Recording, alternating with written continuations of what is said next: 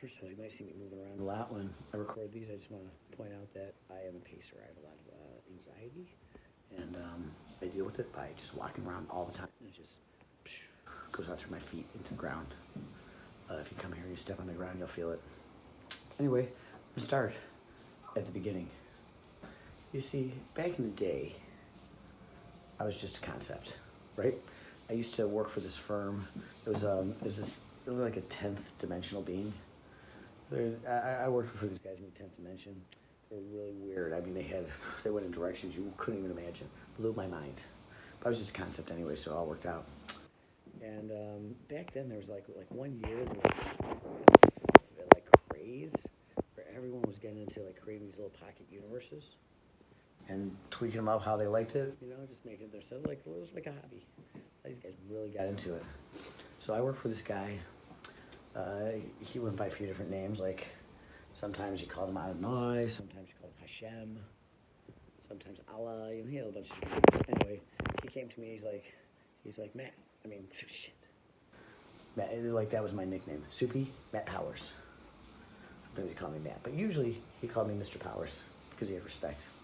So he came to me that day and he said, "Hey, Soupy Powers, Mr. Powers, I want to get one of these pocket universes going.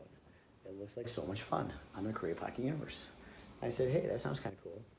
He said, "I just bought a kit, and I'm going to get it started today." You know, and he's like, "And I want you as my top employee. You know, you're going to be involved. You're going to help me with this thing." I get some of my other employees involved as time goes on, but mostly you. I'm going to let you do it because you're the best employee I have.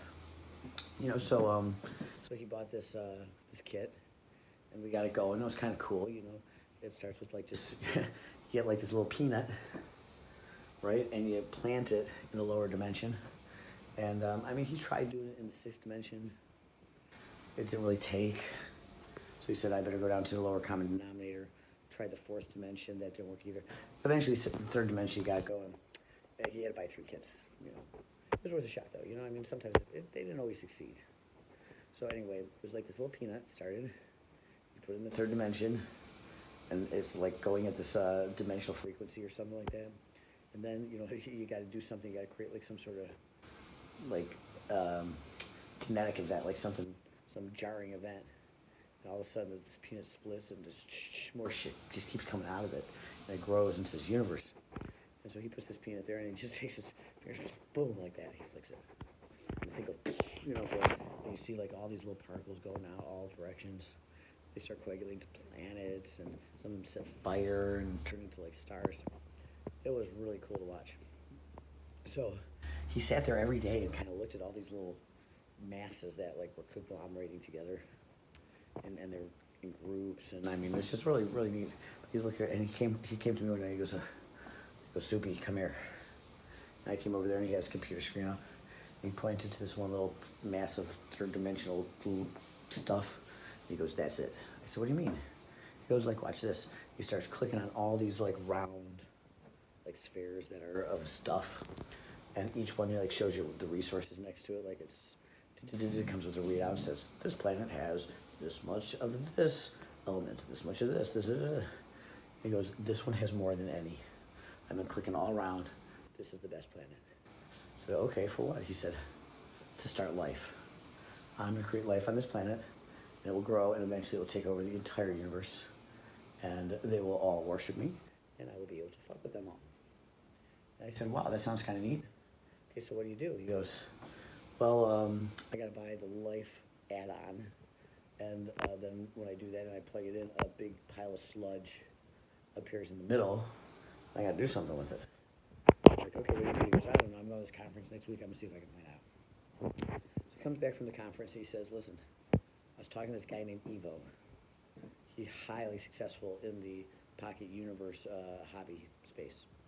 And he has this app that you can use. He calls it Dr. Lucian's Natural Grandizer." And I said, "What the hell does that mean?" He goes, "Well, this is what you do. When you use my app, you take some of your sludge and put it in, and you can give it attributes to the sludge. And you can start tweaking it. You can do percentage. So like, let's say you have a big pile of sludge. Say, I'm going to take 25% of that sludge and make it into a solid mass of something.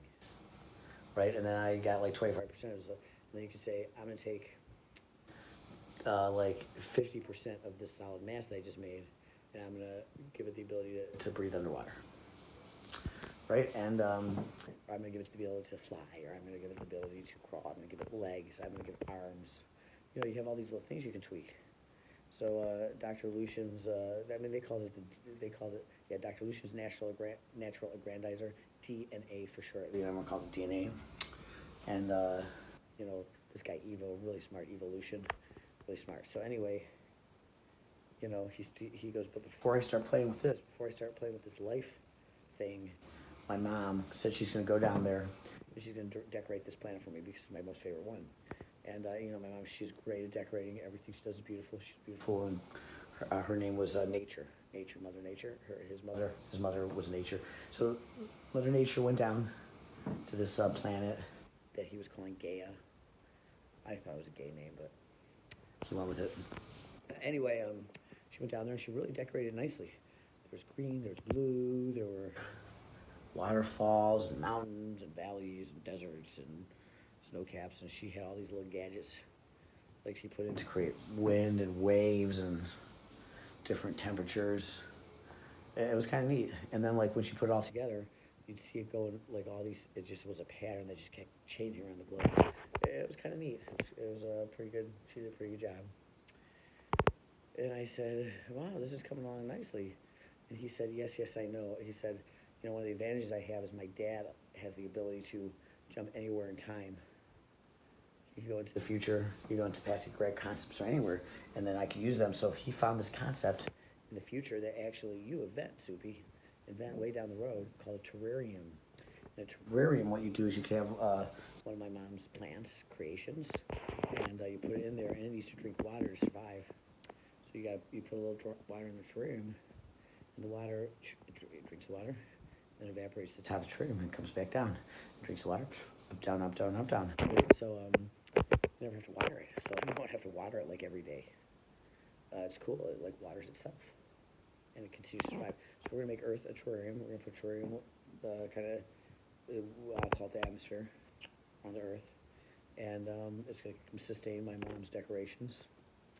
And then, and my dad got that from the future. You know, my dad, Time, you know Time, Mr. Time, and Mr. and Ms. Nature, my mom and dad. They fought all the time. Get it? All the time. They fought constantly. So there's Father Time, Mother Nature, my parents. Not my parents. That was, you know, I don't know his parents. Anyway, so he was going. He goes, you know, he started messing with this DNA kit and creating all manner of weird looking things. You know, he had like fish and birds and spiders and, you know, dogs. He evolved dogs into horses later on. And now there's this guy on this other pocket universe doing, he kind of got to horses too, but he put like these horns on the top of their head. It was hilarious. Another guy, he created horses, he put wings on these horses. And one time, you know, Hashem was kind of really trash talking to these other guys, called them out, and said, let's have a battle. And, you know, he said, I got to do something with my horse and make it a little different. So he tried a couple things. He's like, I know, I'll put black and white stripes on it. And I said, dude, what's that going to do? That doesn't give it any extra advantage. It just looks cool. That guy, the one with the horn, and that horn's magic. That horn's going to ram into yours and rip them apart. And meanwhile, the other one's going to just fly away and be safe. And he goes, yes, you're right. So he tried again. He stretched their necks out way high up. And I said, what are you doing with this? And he said, yes. He will be able to bend down and bite them before they ever get close to him. So that was his entry. Giraffe, he called it. I called it giraffe. I said, that is just a hilarious name for a stupid animal. And you're going to lose this battle big time. And he goes, let's just you wait and see. So they had the battle, and yeah. His giraffe got killed like first. And then there's this one, the guy called it a Pegasus, another guy called it a unicorn. They were really going at it. And then, you know, Hashem got pissed, so he took like this caveman kind of warrior thing and sent him out after the other horses that were still alive. And this guy first, he fucking he took the Pegasus and said, "This one's mine," and he started riding around. He got the unicorn, took his axe out, and just fucking chopped that horn right off his head. He said, "I'm gonna use this myself," and it was a magic wand, and later he became a wizard, and that's a whole other story. Anyway, I digress. So he said, "Listen, Soupy, I created my ideal, what I think are the ideal beings for this planet. I call it man. And see, there are two of them together. And to make a new one, they have to interlock their pieces. And then a new one pops out. It takes a little while to cook it. But these two people, they're acting stupid. They're not creating any babies, first of all. They walk around all naked, not doing any work, just lazy. I need them to start doing stuff because my plan is to take over the universe. I mean, it is my universe. I don't have to take it over, but populate the entire universe. And that's going to take a long time because they have to get to a point where they can leave this planet. It's going to take a long time. We need to get to terraforming and all that stuff. Right now, they're just doing nothing. So I need you to go down. I'm going to send you down there as my agent, working for our corporation, and you're going to start trying to guide things a little bit. Right? So he named the first two of these things that he created, Adam and Eve. And he said, I need you to go down there, and I need you to get them out of that little garden that they just hang out in and have sex all day but don't make any kids. And they don't do any work. They just sit there and enjoy themselves. You got to get them out of there. So that's when I went down, and I'll talk later a little bit about how I got Adam and Eve out of Eden and got them to start doing shit. How I created the original sin and all that stuff. He said, we need to get you down there. I said, okay, I'm on my way.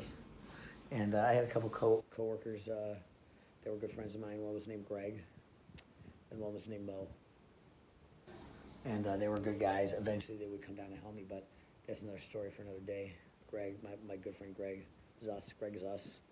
And then my other good friend Mo, Hamid was his last name. Greg Zus, we just call him G. And then there was Mo, G and Mo. Jesus and Mohammed. And those are my best friends. And I'm Soupy Powers.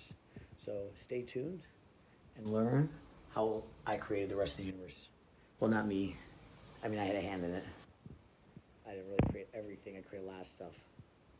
But you'll learn how everything was created with my hand, and also my friends, Greg and Mo. The three of us, we're like the Three Musketeers.